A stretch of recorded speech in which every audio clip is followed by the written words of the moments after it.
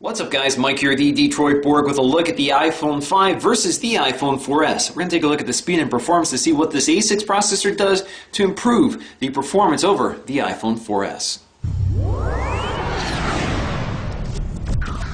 Now, Apple is claiming that the iPhone 5 has twice the processing power and graphics of the iPhone 4S, and that's thanks largely to the new A6 processor, which is a dual-core chip running at 1.3 gigahertz. The 4S has the A5 processor, which is also a dual-core chip, but running at only 800 megahertz. The iPhone 5 also has double the RAM at 1 gig. So in this video, I'm going to run through some synthetic benchmarks to give us some data points to compare the phones to, and then we'll run some real-world tests to see how those specs translate to the first-hand experience. Now, both these phones are virtual clones of each other, both running iOS 6 with the same apps and settings. Before I proceed, I just want to show you that I've closed down all the suspended and background apps. I also want to jump to my Safari settings to make sure that the cache and cookies have been cleared, and so that no preloaded content skews my results. I'm also setting the browser to private browsing to prevent it from caching data during the test. That will also explain the dark UI color. Now, for the power cycle test, both phones shut down at exactly the same time, but the iPhone 5 is substantially quicker at boot up. So you can see I can start using my iPhone 5 while the 4S is still loading. For our first benchmarks, we're going to check out Geekbench, which will measure the overall hardware performance of each device. It also reveals some of the system specs which Apple otherwise does not share, such as the CPU clock speeds. Since Apple claimed we would see twice the speed and performance, it makes sense to see double the score here. But we're actually seeing triple the score, and that's thanks largely to the added RAM, which is also faster RAM than the 4S. Apple also claims twice the graphics performance, so the best way to test that is to look at the GL benchmark scores. Now, there are plenty of tests to run here, but I'm going to start with just 3 of them. Now, the on-screen tests look about the same, averaging about 60 frames per second, but the off-screen tests show performance doubled from the 4S, revealing the potential of the new 3-core GPU housed in the A6 chip. For my third test, I'm going to use SunSpider to test the Java rendering and performance of Safari, which should give us a good idea of how quickly Safari on the iPhone 5 can load Java for websites. And once again, we're seeing double the performance gains here, with the iPhone 5 completing the test in less than 950 milliseconds, while the iPhone 4S took about 1800 milliseconds. So we should see quicker load times, and we'll test that out.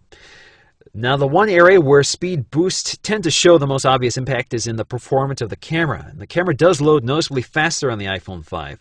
When it comes to taking photos, the iPhone 5 can take photos about as fast as you can tap your finger to the screen. Not so much with the iPhone 4S. And when it comes to snapping HDR photos, which require some processing power, the iPhone 5 is also substantially quicker at completing the task than the 4S. Another good test is video exporting with iMovie. Now, on this test, I have identical 36-second long projects in both phones, complete with transitions and music. Now, exporting the project in 1080p HD on both phones reveals that the iPhone 5 is moderately faster than the 4S at completing the task. Now, these differences will be magnified on export jobs that are significantly larger than this one. Now, a good way to test day-to-day performance on the iPhone 5 is to see how quickly apps load. The 4S has never been accused of being a slow phone, even with iOS 6, so the performance gains appear to be minimal. So if we launch apps side by side, you can see that the iPhone 5 is faster than the 4S, which makes the iPhone 5 feel quicker, although the overall differences appear to be minimal.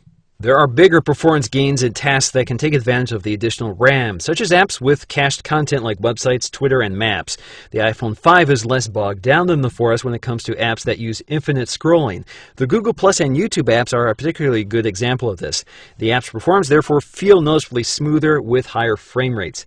The Maps app also performed much better on the iPhone 5. The 4S, by comparison, spends a lot of time reloading the maps, while the iPhone 5 has been able to cache more data in the system RAM.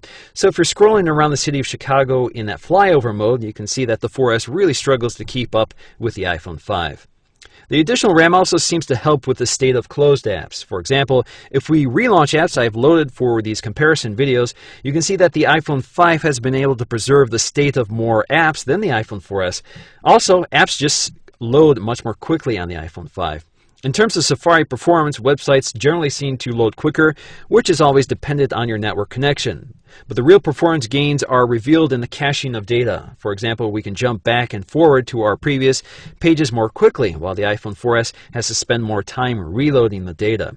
Games also load more quickly on the iPhone 5, but performance overall feels about the same, at least with the games currently available, even for games like Wild Blood, which are optimized for the iPhone 5 screen size. Looking closely doesn't really reveal anything significant in terms of improved detail, highlighting, aliasing, or smoother frame rates. Both phones look excellent, but the iPhone 5's larger and better screen quality definitely make it a better gaming option. Overall, the iPhone 5 is noticeably faster, but the 4S is hardly a slow phone. The real gains seem to be in the system RAM, which does contribute to improved day-to-day performance of the OS and apps. So that's going to do for me, guys, in this video. Thanks for watching, and I'll see you again in the next one.